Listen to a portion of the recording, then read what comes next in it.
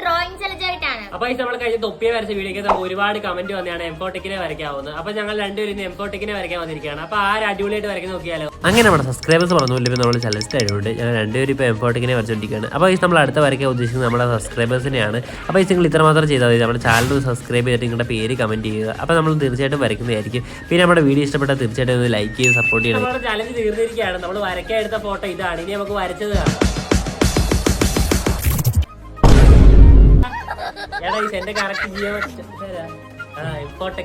ഇത് എനിക്ക് അവകാശപ്പെട്ടതല്ല, നിങ്ങൾക്ക് ഓരോരുത്തർക്കും അവകാശപ്പെട്ടതാണ്.